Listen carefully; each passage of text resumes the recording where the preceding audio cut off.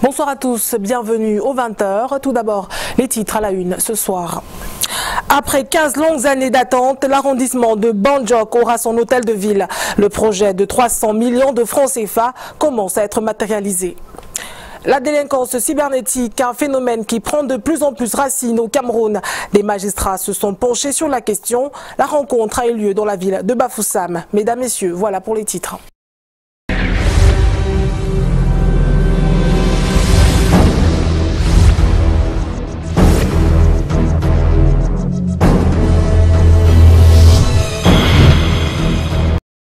Bienvenue une fois de plus. Plan d'assistance humanitaire d'urgence en faveur des populations des régions du nord-ouest et du sud-ouest.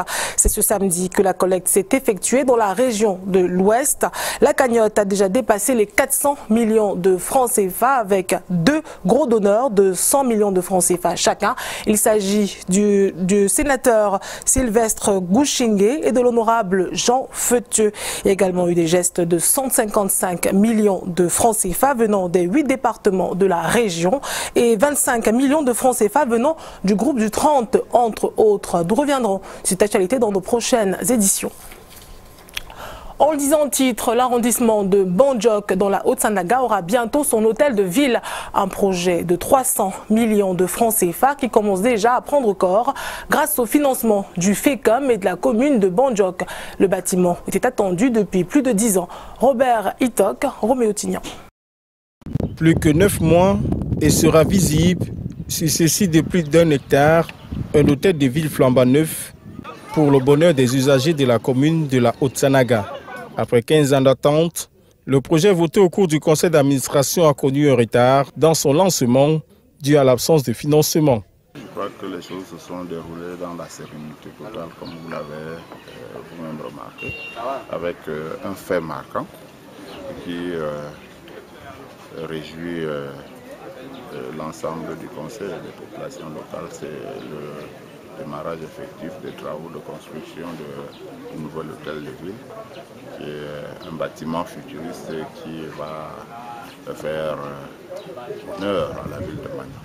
Les impressions sont très bonnes car cet hôtel de ville vient tomber à point nommé. Nous l'avons attendu depuis. Nous remercions déjà le FECOM qui nous a soutenus pour n'est-ce pas, la réalisation de ces bijoux. Et c'est un grand souvenir pour la ville de Banjok. La bâtisse comportera 150 bureaux pour un montant total de 300 millions de francs CFA, financés conjointement par le FECOM et la commune de Banjok. Il s'agissait de trouver des financements, il s'agissait de s'accorder sur les procédures. Ce qui est important, c'est de noter que enfin les travaux commencent. Pour cette année 2017, le compte administratif de la commune de Banjok est évalué en recettes à 653 330 063 francs CFA et en dépenses à 540 millions. Le projet de l'hôtel de ville vient compléter à 95% le taux de consommation du BIP du précédent budget programme. Autre information, la délinquance cybernétique est devenue l'activité favorite des professionnels de la fraude. Ils s'en servent pour perpétrer des actes de vol, d'espionnage et même de chantage. Les magistrats de la région de l'Ouest ont donc entrepris de renforcer leurs capacités dans le domaine de la cybercriminalité. Une formation qui s'est tenue dans la ville de Bafoussam. Le compte rendu de Walter Bertrand. Les technologies de l'information et de la communication apparaissent aujourd'hui comme un catalyseur de croissance économique. Elles constituent un gisement de richesse, mais l'avènement de ces TIC et leur développement très rapide ont pour corollaire la germination des nouveaux dangers mondiaux, la cybercriminalité. Les fake news qui sévissent à travers les réseaux sociaux, on note la diffusion de documents confidentiels de l'administration publique. Dans le cadre de sa mission de sécurisation du cyberespace camerounais, l'Agence nationale des technologies de l'information et de la communication, ANTIC, vient d'organiser un séminaire de 2 jours de sensibilisation sur la cybercriminalité à l'intention des magistrats de la région de l'Ouest. Et eux seuls qui peuvent réprimer un acte cybercriminel. Depuis l'avènement des lois de 2010, du 21 décembre 2010 sur la cybercriminalité et la cybersécurité, il est apparu que les principales personnes qui sont censées mettre en œuvre cette loi ne l'appréhendent pas totalement. Ils ne font pas le nécessaire rapprochement entre le code pénal et la loi de 2010 sur la cybercriminalité. En effet, la délinquance cybernétique est de nos jours l'activité de professionnels experts dans la fraude ou le vol à la carte bancaire, usurpation d'identité, cyberespionnage, cyberchantage. Il est donc question pour nos collègues de s'approprier les termes même de l'Internet, de la cybercriminalité, de voir dans quelle mesure et comment découvrir les auteurs des fake news par exemple, et éventuellement de contourner ces méfaits qui envahissent nos médias. Le renforcement de la sécurité de notre cyberespace et la répression des comportements cybernétiques malsains s'avèrent nécessaires. Les changements climatiques représentent une menace pour les zones côtières. Les régions du littoral, du sud-ouest et du sud sont les principales concernées au Cameroun. La ville de Douala a donc abrité une rencontre visant à lutter contre ce changement climatique et développer ces zones côtières. Le compte rendu d'Yvonne Katinken et Marius Koussou. Le changement climatique, une préoccupation mondiale. Au Cameroun, aucune région n'est épargnée. Mais la zone côtière est la plus touchée. La zone côtière, sa principale caractéristique, c'est qu'elle se situe au niveau de la côte. Et la vulnérabilité est liée effectivement à cette situation qui fait que, avec l'augmentation du niveau de la mer, par exemple, il y a possibilité, n'est-ce pas, que les investissements qui se trouvent en zone côtière soient engloutis. Inondations, érosion des zones côtières et d'autres, situés en basse altitude, des campements entièrement rasés, les conséquences du changement climatique sont néfastes et nombreuses. Il y a à peu près 25 ans, il y a une île qui se trouvait au large de Douala, qu'on appelait l'île de Kwele-Kwele. Il y a 25 ans, c'était un campement de pêcheurs qui y allaient pour fumer du poisson. Mais aujourd'hui, cette île a été complètement engloutie par les eaux. Voilà un exemple de vulnérabilité, n'est-ce pas, palpable. Donc, la zone côtière est bien vulnérable au changement climatique. Voilà. Une synergie d'action est donc mise en place pour la gestion des situations en zone côtière.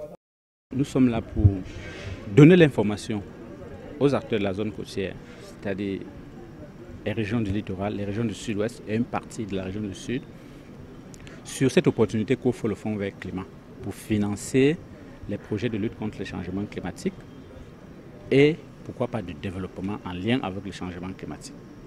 Le comité d'échange a séjourné cette semaine à Douala et lancé un appel pour une proposition et des projets pour le Fonds vert, des projets adaptés au changement climatique. L'accès à ces ressources se fait à travers des projets. Et c'est des projets qui doivent respecter un certain nombre de critères. Et tout au long de cette formation, donc, nous allons partager avec les participants, n'est-ce pas, tous les critères d'éligibilité au Fonds vert climat. L'objectif à terme, c'est d'accompagner toutes les actions et initiatives qui visent le développement des zones côtières et la lutte contre le changement climatique. Face aux coupures intempestives d'électricité au Cameroun, les énergies renouvelables se présentent comme une solution sans risque pour l'environnement et très bénéfique pour les ménages. Seulement, ils sont peu connus de bon nombre de personnes, raison pour laquelle ils tardent à rentrer dans les habitudes. Voici un reportage que nous proposent Junior Rossa et Henri Tinda. Cet ordinateur et ces lampes sont alimentés grâce à l'énergie renouvelable. Je n'ai jamais entendu parler.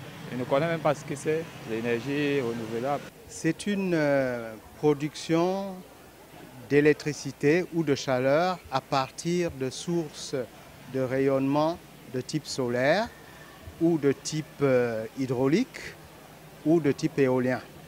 À la base de tout ceci, c'est le soleil. L'énergie renouvelable est une solution écologique pour obtenir de la lumière sans risque de délestage continu.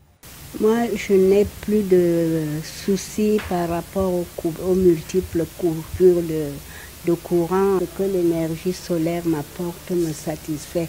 Même mon école la nuit, quand il y a coupure partout, Moi, j'ai de la lumière ici. Déjà, j'ai une lampe solaire à la maison qui m'aide beaucoup quand il y a les coupures de lumière. Et je pense que c'est même l'énergie du futur parce qu'avec ce qu'on constate maintenant avec Eneo, on peut vraiment s'en passer et utiliser juste le solaire. Le Camerounais lambda doit s'habituer à ces énergies parce qu'elles ont la possibilité d'être déployées très rapidement. En quelques semaines, vous pouvez électrifier un village. Au Cameroun, quelques localités bénéficient déjà des énergies renouvelables. Nous l'avons déjà fait pour nous-mêmes, déjà. Nous utilisons nos propres panneaux solaires. Nous l'avons fait dans la région de Bakassi. Nous sommes en train de le faire en Vengue. Nous l'avons fait dans la région de Mbalmayo. Nous l'avons fait à Kribi. Nous l'avons fait dans l'extrême nord. Et nous installons quasiment dans les 10 régions du Cameroun. Cependant, rien n'est encore évident. Selon nos sources, des séances de travail avec les parlementaires en 2015 sur la question d'énergie renouvelable ont abouti à un projet de loi qui jusqu'ici n'a jamais été débattu à l'Assemblée nationale. Fin de stage pour 18 élèves de l'École internationale des forces de sécurité. Ils ont reçu leur parchemin à Yaoundé des mains du général André Bitoté, le directeur de les forces. Voici le compte rendu de Bran Kamga et Serge Dibou. Dans un monde où la banalisation de la violence est de plus en plus visible, une maîtrise des techniques d'intervention dans le respect des normes s'impose. D'où l'impérieuse nécessité de disposer d'unités d'ordre public capables de contrecarrer efficacement ces actes du mal pour protéger les personnes et les biens tout en respectant les normes dans ce domaine et les droits humains. L'École internationale des forces de sécurité, l'EIFOS, vient d'accueillir le deuxième stage de perfectionnement au commandement opérationnel de niveau 2. Après 3 semaines d'intense apprentissage, les stagiaires reçoivent leur parchemin de fin de formation ce 6 juillet 2018 à Hawaï. Ça va nous renforcer à augmenter nos qualités professionnelles afin de réussir toutes les missions dont nous serons chargés. Elle a, d'entrée de jeu, amélioré mes connaissances en ordre initial et renchéri ou bien renforcer mes capacités tactiques. Ils sont 18 stagiaires partis de 14 pays d'Afrique qui ont reçu de l'EIFOS les tactiques nécessaires au commandement des unités de police constituées et des unités de sécurité interne. Un stage rendu possible avec l'aide de la coopération française. Le directeur général de l'EIFOS, le général de brigade André Bitoté, a présidé cette cérémonie de fin de stage au nom du ministre de la Défense et président du conseil d'administration de cet établissement, Joseph Betty Assomo.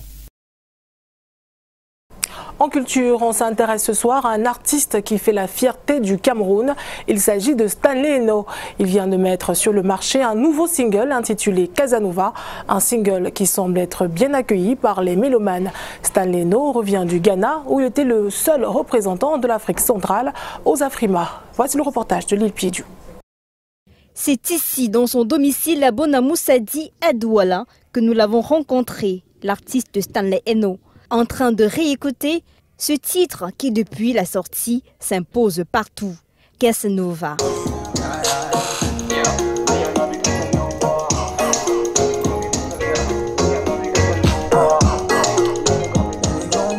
Que ça fait 5 ans et plus que j'existe en tant qu'artiste et je suis en train de venir avec un deuxième album et Casanova c'est l'un des singles de l'album et voilà, c'est en moins de 2 semaines c'est à 100 000 vues et plus. Un single qui annonce un album, le deuxième du genre dans lequel ont participé de nombreux artistes locaux et internationaux. J'ai un prochain titre qui s'appelle My Way qui est super lourd.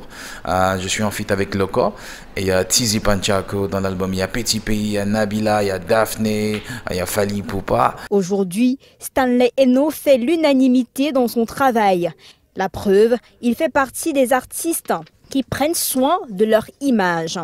En quelques mois, Stanley Eno a fait le tour du monde. Le dernier voyage en date, c'est au Ghana. Il a participé au Afrima Awards. C'était d'ailleurs le seul représentant de l'Afrique centrale. Ça m'a fait plaisir d'être là avec Sarkozy, Toufé Sidibé, des légendes comme ça, avec le président ghanéen très sympathique qui nous a reçus, qui a dit qu'il fallait que la gouvernance et la culture se mettent ensemble pour une Afrique meilleure. Stanley Eno, de Père à Caramel en featuring avec Davido, l'artiste a réussi à imposer sa marque dans l'univers de la musique urbaine. Et c'est pas tout, Stanley Eno s'envole dans quelques jours pour l'étranger. J'irai également aux États-Unis où je vais performer aux côtés de Minx, de Loco, au Fillmore. Ce sera à Washington DC dans une salle qui a une même envergure que l'Olympia en France.